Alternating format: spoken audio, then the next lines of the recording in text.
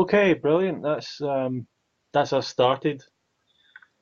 Cool. Another interview, another exclusive interview for everyone from the Fruitfest community and my YouTube channel as well and everything else.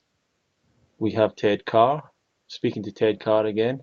And Ted came to the Fruit Festival in the UK last year from all the way from, I don't know if Vancouver, you were Canada. ever, yeah, well, I don't know if you were living in Hawaii last year or was it Hawaii you were in last year before the festival?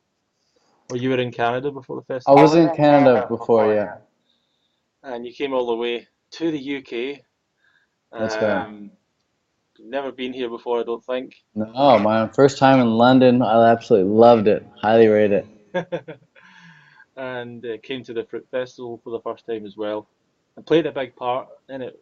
And I think you gave three talks and Mhm. played a big I'm a part. fan, dude. I'm a fan. It was an amazing festival. It went well. It certainly went well. Um, so, are you looking forward to coming back? Yeah, man. It's like if I didn't, I only do what I'm really excited to do in life. I only do what I'm really looking forward to do. And there's no way I'd fly across the world and waste my time doing anything that I don't want to do. This festival is like, I will go out of my way for this festival, man. I'll do whatever it takes to get to this festival. Great, 100%. fantastic. It's worth, like, when I was at the festival last year, I spoke with Ann Osborne, and I was like, Ann, everything I do all year long is to prepare me and to allow me to get to these events and to experience what I'm experiencing here at this event. Like, I live for these events. That's When I'm actually at the event, something, yeah, I mean, I'm that's there. something that you said to me actually years ago before probably the festival, before my festival's on. Um, but you want this to kind of be something where it's a year round. You want it to be like a Yeah. year round festival experience There should because, be festivals every weekend, dude, all around the world. and you can be Definitely. the one of the main star attractions. Nah, dude, everyone's like when you're at the festival, you're like, hey, there's so and so from YouTube, there's so and so from YouTube, there's like my idol, there's that guru. But then like all around you, there's these other up and coming all stars and all these up and coming like best friends and people you really want to get to know a bit more. And Sure. like, really cute girls, really handsome boys, really like attractive athletes, really like knowledgeable people that you want to engage with that you've never even seen on YouTube before or anywhere else. They don't have a book, they don't have a YouTube channel, but they've got this aura, they've got this vibe, they've got this essence about them that you're attracted to and you wanna meet. You're like, who's that person, man? Um, I love it too. I and think they're special. yeah, I know exactly what you're talking about. mm, it's special. Now this things have changed for you this year. There's a lot of things, but there's so many questions to ask. But one thing I want to ask you about that I think some people will be interested in is you've obviously lived in Thailand, you've lived in Hawaii, you seem to travel, live in a lot of places. What are the benefits? What are the drawbacks in some of these different Sure. places? Sure, well, I'll compare the two. I'll compare Hawaii and Thailand really quickly, and more specifically, I'll compare Hilo, Hawaii, where I am now, and Chiang Mai, Thailand, where I spent the past couple of years, Okay. pretty much full time. So for starting with Chiang Mai, Thailand, that's like it's a big place where everyone goes. All tons of vegans go. I remember watching years ago, you and Connor and Jake were in Chiang Mai, Thailand, Absolutely. um, and it's where it's like the Thai Fruit Festival is, and it's really cheap, really affordable. The fruit is great. The weather is great. Really friendly locals, and really easy to get a 1 year visa there. Like everything about it is just really easy to just Sure. get there, stay there, and live on the cheap.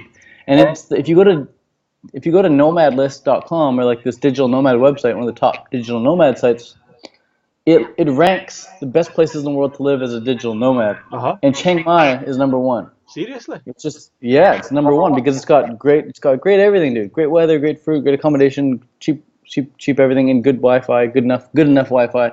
Um, so Chiang Mai is great for that. As those are the pros.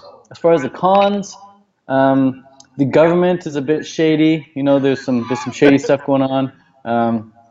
You can pay people off, or other people can pay other people off. The roads are quite dangerous. The air pollution is horrible, and you're surrounded by people who don't have that much money. And Right. as social creatures, we justify how we are by the people around us. And if we're constantly hanging around people who don't have much money, then it's going to be hard for us to make more money as well. So, you know, if you want to fly with the eagles, you got to hang with the eagles. You can't be hanging with the chickens. So in Hawaii now, moving over to Hawaii, there's way more eagles here that I found. Way more people who are into making more money, into delivering like great value in the world. And the air is cleaner here in Hawaii. The fruit is just as good in Hawaii as it is in Thailand, maybe even better. I really love the fruit here. The prices for fruit are pretty much equal. Same price for fruit in Hawaii as the same price in Thailand. Accommodation definitely costs a bit more in Hawaii. But you're in America, you know, the government's a bit more stable, a bit more trustworthy. The American dollar is there. Amazon shipments come quickly, you know, within just a few days, where in Thailand it could take weeks or never show up at all. You got great clean ocean here, swimming in the ocean every day. And just in Thailand, there's like a massive network of vegans, but in Hawaii, there's like this tight-knit family of vegans and raw vegans. Like everyone really connects deeply, and like the word love gets thrown around a lot more here in Hawaii than it did in Chiang Mai. In Chiang Mai, it's like, oh, I know that person, I know that person, I know him or her. In Hawaii, it's like, oh, I love this person, I love him or her, blah, blah, blah. Like, it's just much more community knit, tighter knit. So that's my comparison right there of the two. I love Hawaii, and I think I'll be here a lot longer than I was in Thailand. Great. No, that's really interesting. Been to Chiang Mai myself a little bit, but it's a lot more information there for people and a lot of good points, I think, as well. Yeah. The other thing I think has changed for you that I've been watching a little bit this year is you're not doing triathlon anymore, or you're not training for triathlon. So the first time I ever came across you was a video that was you training for a triathlon years ago. I remember that one. Before you really committed to doing a lot of YouTube videos and stuff. So what's happened there? What's been your changes? And you seem maybe you've changed your diet as well. I don't know exactly, but talk a bit more about that. Yeah, I'll talk about my change in triathlon. So triathlon was my life. It was my identity. It was where I put all my money, all my time, all my energy, all my focus. I set goals for triathlon. I visualized triathlon. I made videos about triathlon. I would do whatever it takes. I did whatever it takes to get to the race, healthy, fit, ready to win. And I trained and trained and trained for the goal of winning races. And win races I did. I won a few races. I earned some prize money. I achieved my goals. I raced everything from sprint distance, which is a short distance, all the way up to Ironman, which is the full 10-hour, 11-hour event. For some people, it takes 17 hours. So I've raced various distances. It was my entire life. And then a few things started happening. I got more into YouTube. I wanted to connect more with people, and I really felt like I was delivering value by expressing my thoughts and my ideas on YouTube, getting back all this good feedback from people in the comments and private messages and phone calls and emails. People saying, oh my God, thank you, you changed my life because of all this content you're putting out. I never once really got that from triathlon. No one ever said, oh my God, because you're a triathlete, now I'm a triathlete. But all the time I'm like, oh, you get people saying, oh, because you're vegan, I'm vegan, and because you're raw vegan, I'm raw vegan, because you're fruitarian, I'm fruitarian. So I knew it was really affecting people way more with my activism, I guess, online with YouTube. And I love creating content. I love expressing myself creatively. It doesn't feel like much effort expressing myself. It flows. But with triathlon, it was a constant effort, having to get into the pool, having to get on the bike, having to put in all these hard yards, with the running, with the swimming, with the biking, the weightlifting. And it was all for what? It was like to win races, like just to beat other people. It's like I already did that. I already know I can do it, and I already did it a couple times. And I'm like, I don't really need to do it anymore. I've already proven it to myself and others that I can do it. So what's it all for? And then I just started wanting more energy and time and focus into my creative pursuits. So I just figured, I want to stop competing and I want to put that energy towards creating.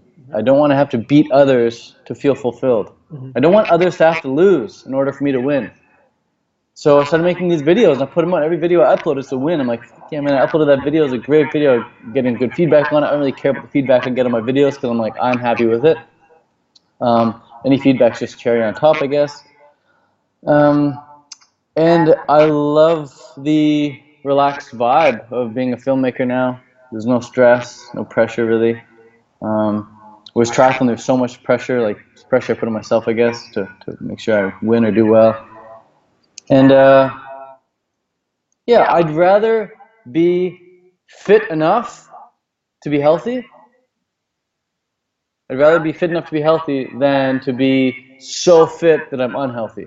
Because those are two completely different paths in life. You can be extremely healthy or you can be extremely fit.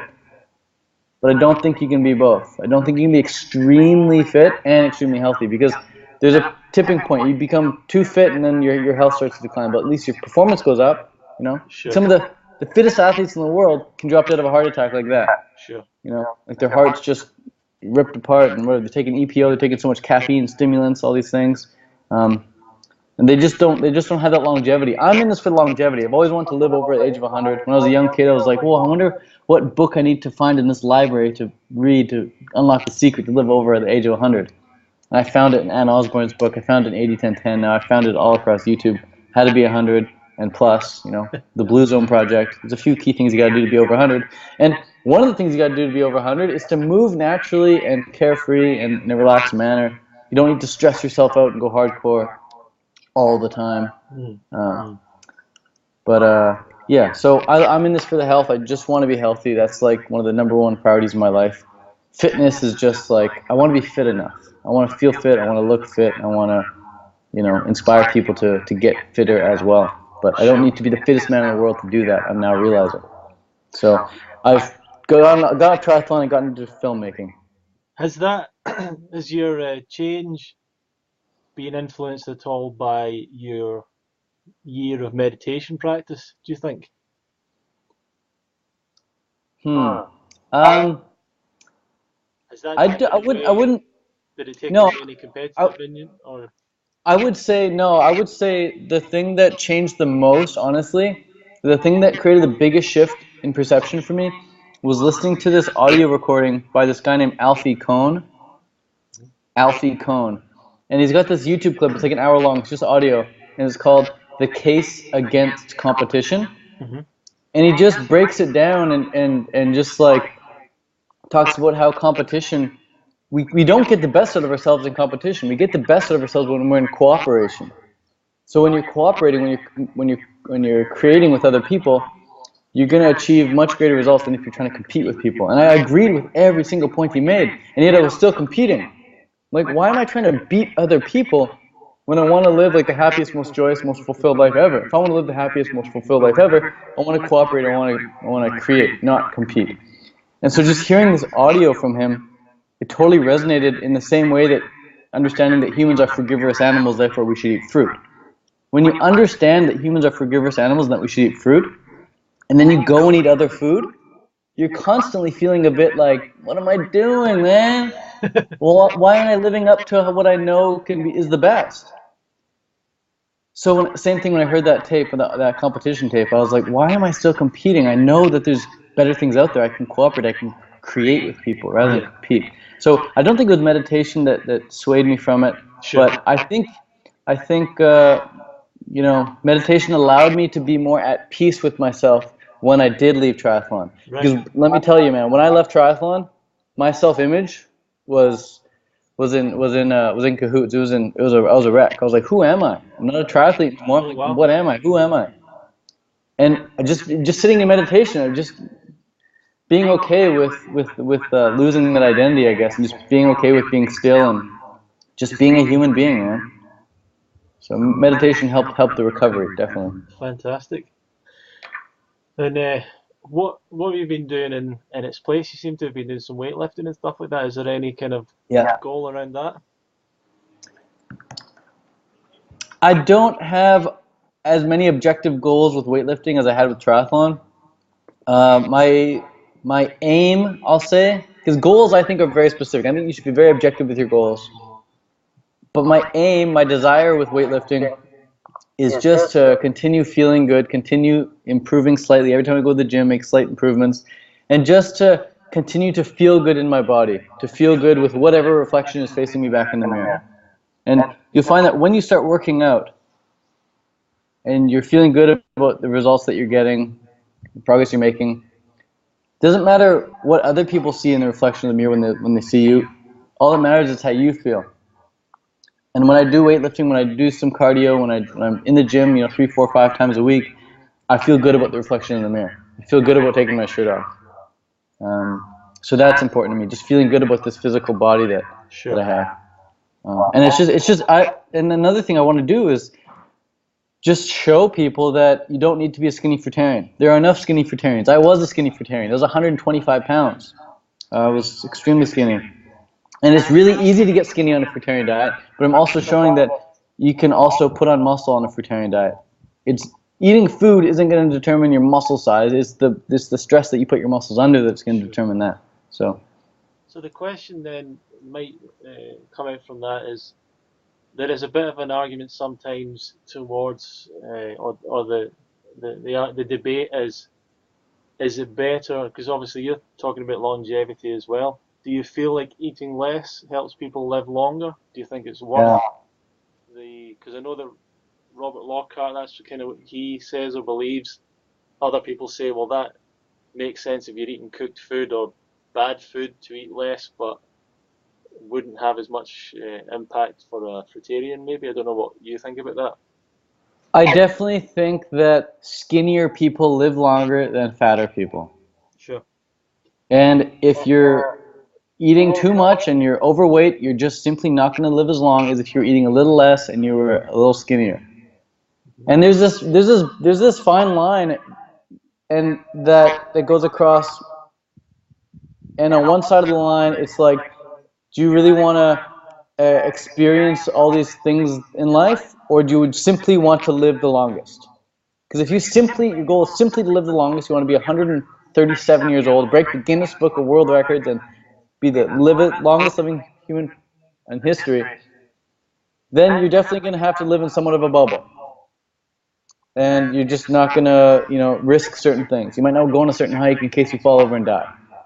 I'm willing to risk my life doing certain things. I'm willing to jump, from building to building. I'm willing to do some handstands here and there. I'm willing to, go through the jungle and maybe get attacked by a tiger or something. I'm willing to swim in the ocean and maybe get attacked by a shark. I'm willing to die for an adventure. And part of the adventure I like to go on is to lift heavy weights and come home and eat enough food so that I can put on muscle. At this stage in my life. Sure. When I become Robert Lockhart's age, maybe when I'm 67 years old, I'm not going to care about having bigger muscles. I'm not going to care about my fitness at all. All I'm going to care about is flexibility and breath work and meditation, perhaps. So maybe by the time I hit age 60, I'm really going to laser and focus on, let's try and get to 120 years old or something like that. But at this stage, I'm 27, dude. I'm 26. I'm a bit young and reckless. I don't really care. So what else are you working on at the moment? Your people are probably quite, but the people that come across you probably want to know more about your lifestyle because you're living in one place, you live in another place, you seem to do what you want. So what is it you work on? What's your daily life like? Do you have a schedule? Sure. Well, something people want to know is how I make money, and I make money through 3 or 4 main avenues. One way I make money is I edit videos, editing videos for people. They send me the clips, I send them back the edited video, they send me the cash. And another way is to do coaching. So I do Skype coaching. People hop on a Skype call, and we talk like this for an hour. It's mostly me asking them certain questions, and them, answering back, and then seeing how they can improve their life. Just success coaching, success mentoring, lifestyle mentoring, helping people transition to raw veganism, that sort of thing on Skype. And then another way is through selling ebooks, and another way is through speaking at these events. Another way was in the past I was selling a bunch of fruit. I was buying wholesale and then selling wholesale. I no longer do that. And then another thing I did in the past was personal training, meeting up with people in real life and doing personal training. I also do photography shoots with people now too. Yeah, I was seeing that as well. Shoot some models, so that's fun. Yeah, you came under. I probably won't mention this too much, but I did see some videos where someone had put you under a bit of criticism for what you were promoting in your life. I haven't seen that video. I don't think I've seen it. I know you didn't. Yeah, I remember you telling me you didn't watch it. But it's really weird to see, obviously, that people maybe watch your videos and then they create an idea about you and yeah. Briefly, I forgot another quick way to make money is just through ads on my YouTube videos. So when people see all these videos I'm putting out, most of the videos I put out are about, meditating, getting to bed early, eating fruit, getting some fitness in, and just having a positive mental attitude. These are like some topics I like to talk about. And Yeah. then every now and then I put out a little more artsy video, maybe with some girls or some guys in it or whatever. And it's just not your average video. Um, and then people are like, whoa, this isn't like the Ted that I knew or whatever. And I'm a human being. I express myself in various ways. And when people meet me in real life, they see that I listen to like heavy metal or some rap music or something. They're like, oh, that's not the Ted I had imagined. It's like, well, that's nice. Like, there's a lot more to me that I'm not going to show on YouTube all the time. So I just so happen to record certain things and put on YouTube. But yeah, I'm always trying to be new and evolve and grow into something else. So more changes are coming. Brilliant. Yeah, I mean, I think people don't get it as well as if someone's living in Chiang Mai. I know it's different in Hawaii because someone was saying to me, how are there all these vegans living in Chiang Mai? And you say, well, they don't really need that much money to be there. No. People are just saving up money and going out there for like 6 months, a year, two Yeah. years even. They don't need that much cash to live out there if they want to. Yeah, you can live with like $400 or $500 a month. Mhm. Yeah, I was thinking as well, some other things that you've spoken about. You've spoken a lot on your channel about nofap, and you've spoken about almost like the opposite of nofap, like polyamory. So how does that all marry up? So marry up. I like that marry up. Um, Polyamory allows you to. Well, first of all, what is polyamory? Polyamory definition of it is many loves. Amory meaning love, and poly meaning many. Sure. So when you say that you're polyamorous, or when you act in accordance with polyamory, you allow yourself and you allow your partner to love whoever they want, whenever they want, however they want.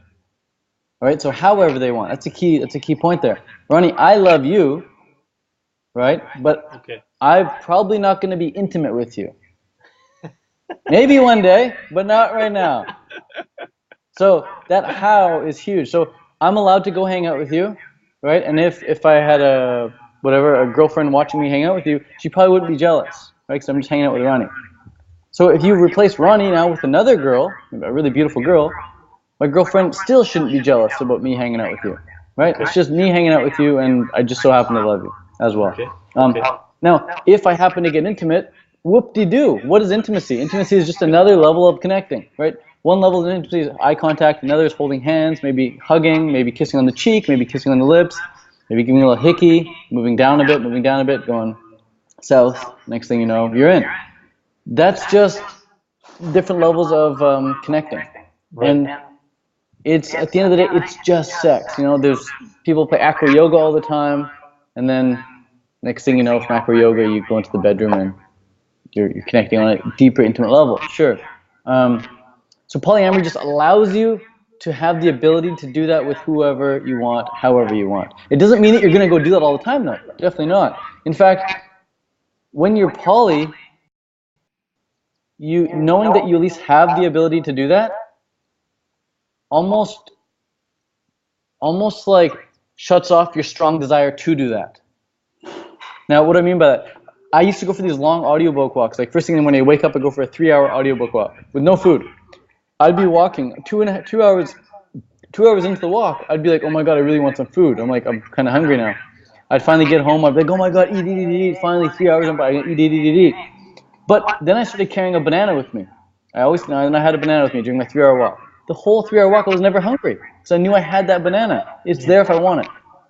So I'm like, it's okay. I got it if I want it. So allowing yourself to do something sometimes allows you to succeed with actually not doing that. So in an exclusive relationship, where you're not allowed to look at another woman or to be with another woman, it makes the guy or the girl kind of want to break free and experience that. You know?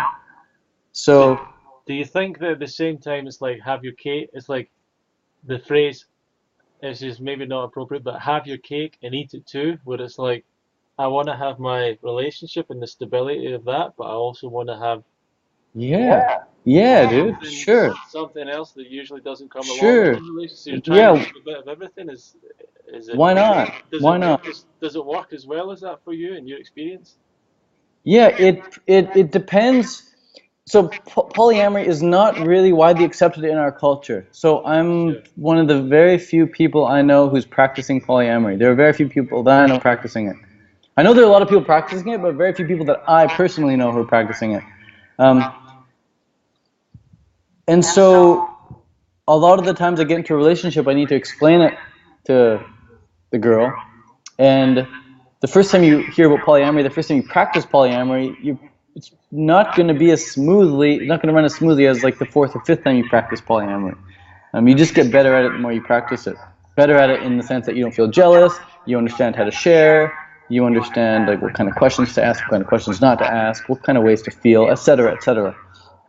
Um, so yeah, I seem to be less jealous when the girl I'm with is with someone else, whereas the girl that I'm with seems to be a little bit more jealous when I'm with another girl.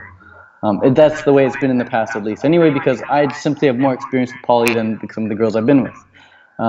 But leading back to your initial question about nofap, Sure. and then how does that match up with polyamory? Nofap is about not blowing your load, not masturbating, not blowing your load, not watching porn for the most part.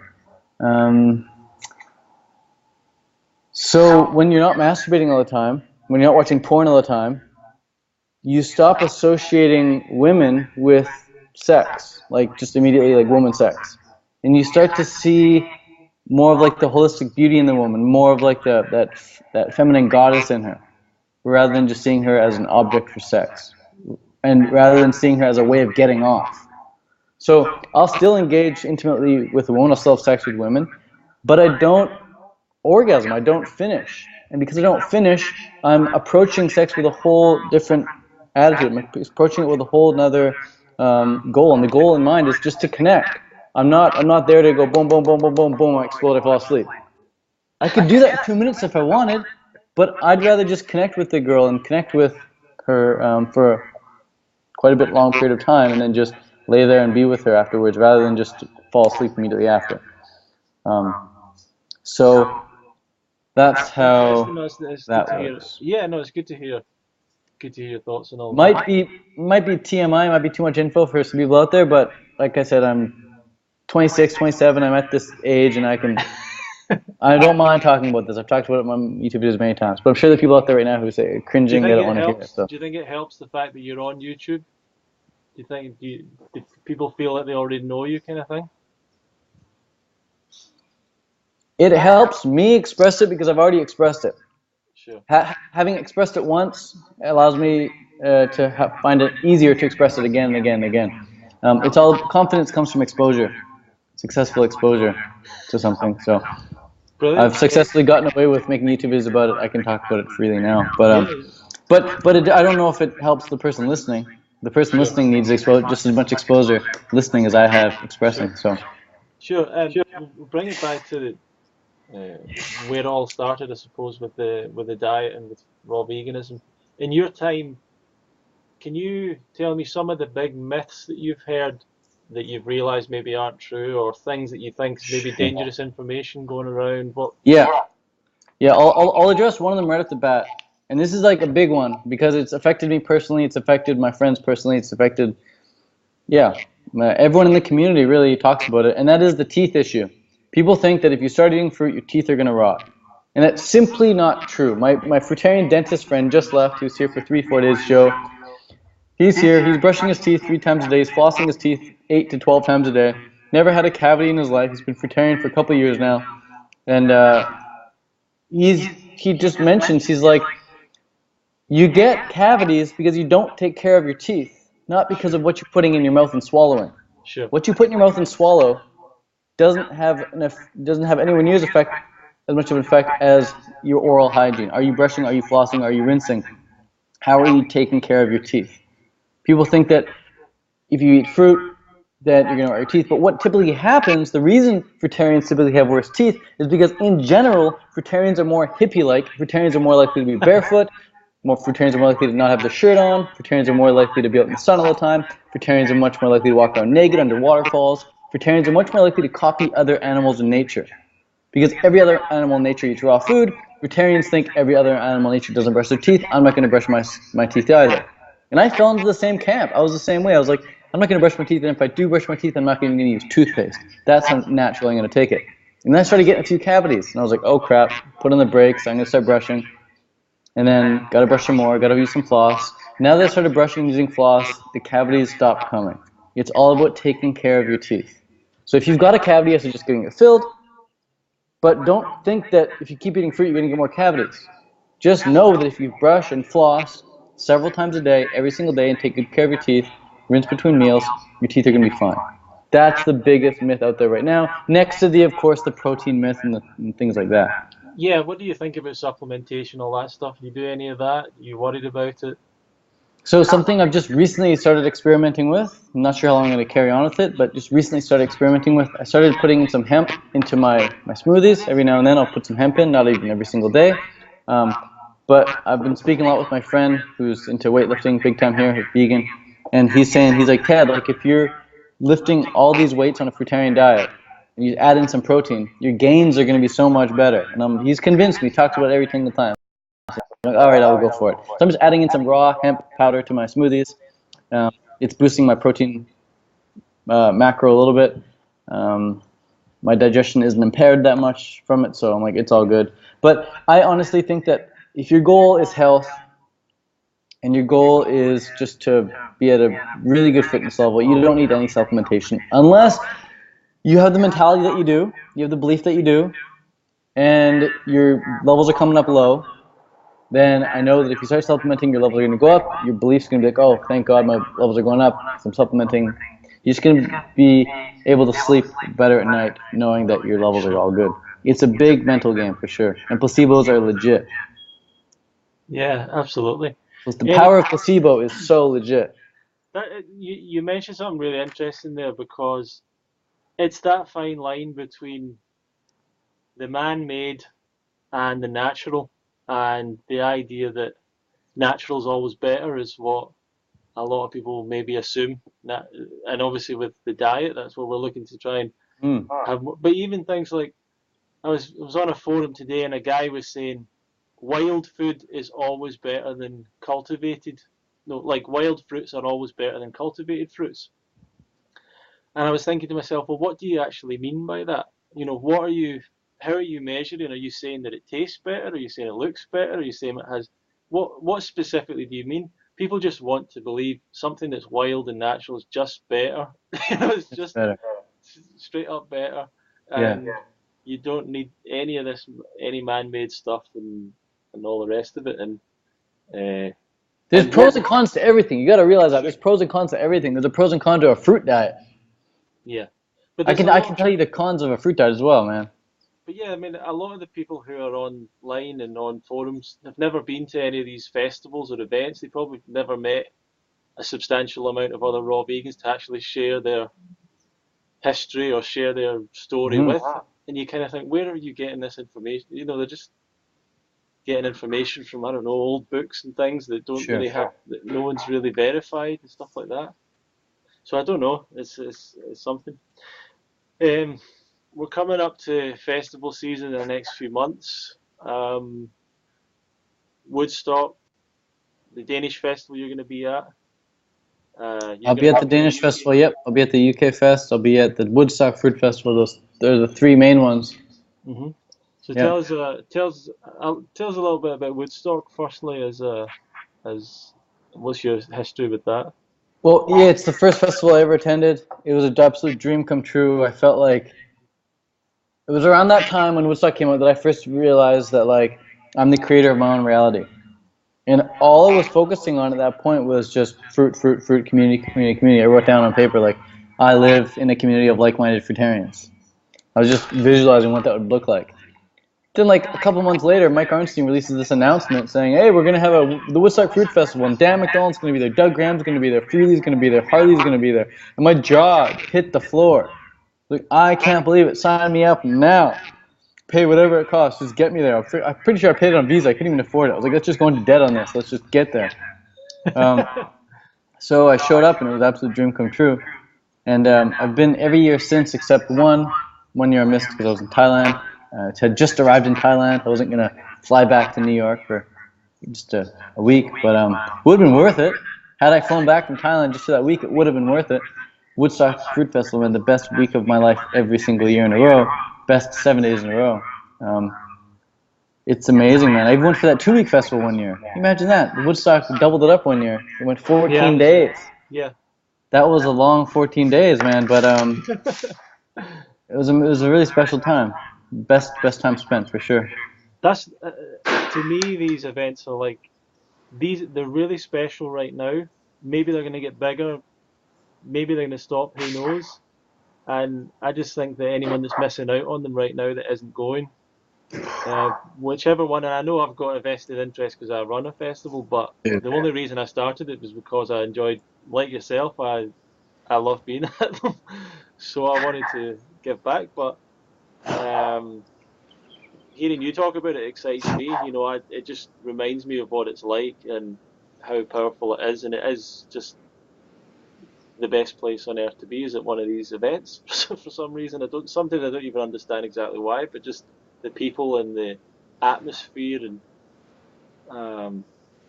even the information. I love the information as well. I love the exchange of knowledge and the different people that come and share something.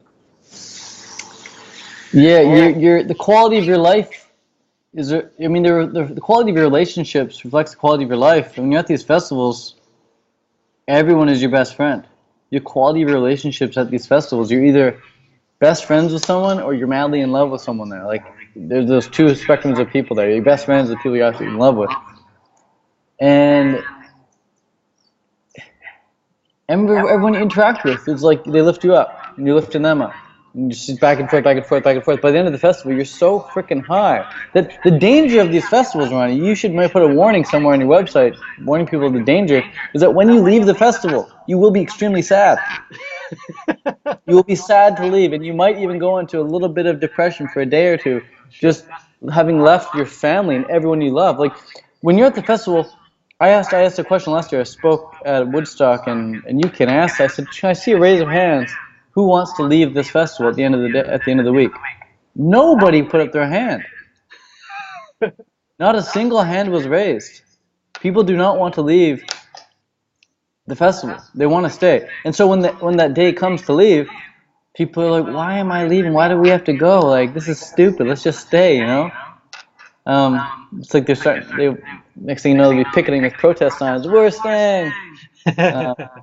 So there's definitely that post-festival dip that you experience because the high is real. You really do get high at these festivals. You get so high at these festivals from the communication between the people that you're with that you don't really need to eat that much food. I eat way less food. If I'm normally eating 3,000 calories a day, at these festivals I'm probably eating 1,500 calories a day. And I feel great. You lose weight coming to these festivals not because you're eating fruit, but because you're hardly eating anything. Yeah, no, I think they're really special. Whichever one. There's also an event there's a festival in Spain as well to mention to people. I'm trying to think of there might be some others. There is a raw vegan festival in Sweden that is not quite the same thing, but there's a few other places that there's raw events. I think there's actually Austin Fruit Festivals going on right now. Yes. If people are in Austin, then Austin Fruit Fest with Carr and Brittany. Yeah, with Connor and Brittany, absolutely. Yeah. Okay, brilliant. Last. And then I just want to mention something too. I just recently started brainstorming with my friend Andy, Andrea Page. She's this holistic healer, beautiful woman from Bali, and her and I are actually putting on a 3-day workshop in Amsterdam between the Danish Fresh Food Festival and the UK Festival. That little weekend in between. I think it's July 28th, 29th, and 30th. The 3-day little workshop seminar there. Fantastic. So for people who want to come and just immerse themselves for 3 days in Amsterdam with myself and Andy and just focus on health, fitness, relationships, then that's the place to come. Brilliant. There's definitely an 8 to 10 community out, or raw vegan community out there as well. So there's definitely been a number of people that have been interested from there. Yeah.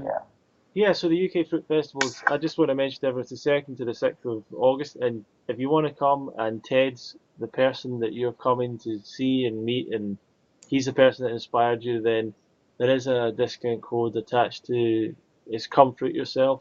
And if you want to register and come to the festival, you can go to fruitfest.co.uk/registration and you'll get a significant discount with Ted's code. And we'll even make it if you sign up in 7 days after this video gets put up, we'll make it an even better discount for everyone. So Cool. even more. So if anyone wants to take advantage of that and you're coming to see Ted, and I just want to say to anyone who's only met Ted online or seen his videos on online, um, that Ted really played a huge part in the festival last year and was really important to the whole thing. And a lot of people were very impressed by his not just his talks, but how much he put into it, how much he helped people, how many questions he answered, and so on. So he's the real deal. So thanks a lot, Ted, for being part of it. You're running. What are you doing in the future? What's happening next? I know you've got a lot of things you're working on. Got a lot of things I'm working on. I guess the big thing now is just like I want to put together an amazing video, amazing movie, maybe perhaps a documentary, put together some short films, and just focus on filmmaking as well. I'm working on this app right now, an app that's going to bring people together in real life or on Skype if they want to meet on Skype instead. But the purpose of coming together for teaching and learning things. So bringing together people who want to learn something with the people who actually want to teach it. Specific things like how to start your own fruit festival, or how to eat a fruitarian diet, or how to use one of these cameras. Like just specific things, Yeah. bring people together so they can teach and learn from one another. So And it's a great idea because it just that's sometimes what you need is just someone. It's you can look on Google, you can look on YouTube, but if you have someone that's there with you, you can answer. You can get very quickly the questions answered. You can get going with it. It's much more natural, dude. Way more natural for you to point or hold my hand and tell me exactly where to go, rather than Googling something and reading instructions. I personally suck with instructions. I love an example someone can set for me, so that's what this app is all about. fantastic. Uh, Brilliant, Ted. I look forward to seeing you in a few months' time. Yeah. Everyone get to one of the festivals, support them. Whether it doesn't have to be UK Fruit Fest, but there's a number of events around the world, and getting together with people, sharing ideas, and then starting to spread it around the world and spreading it and sharing it to other people. That's the only way that this message, this movement is going to get out there and make this world a much better place for everyone. It is important. If you're out there and you don't have a purpose in your life, there's a purpose right there to try and spread more of this information. I, I just want to say, Ronnie, the last thing here before we go, that I've met the love of my life at these fruit festivals. I've met the best friends I have now at these festivals. The house I'm living at right now is because of the people I've met at the festival, like a direct invite when I was at these festivals. Hey, come live in Hawaii. Like, I wouldn't be who I am right now staring at this webcam if I had not gone to these festivals. Yeah. Period. End of the story. Easy, simple. Go to these festivals, your life will change 100%. Yeah, if you want to have, I mean, the reason I have a friendship with Ted, the reason I have a friendship with so many people that we know in common, and I know a lot of people that you're staying with, and we know a lot of people in common. The only reason we have a friendship with all those amazing people and the brilliant, fantastic people is because we both went to these events and went to Because we them bought again. the ticket. What's that? Because we bought the ticket. That's it. Yeah, and committed to go and become part of it. Yeah. Okay, fantastic. It's Cool. great to speak to you again. And everyone check out Ted at Fruit Living on YouTube and Fruit Living on website as well, .co.com, sorry, fruitliving.com. And Yeah. Tedcar.ca. The new and improved. tedcar.ca. Fantastic. Cool. All right, man. Yeah, so share this video with other people, and thanks a lot for watching, everyone. Bye. Peace.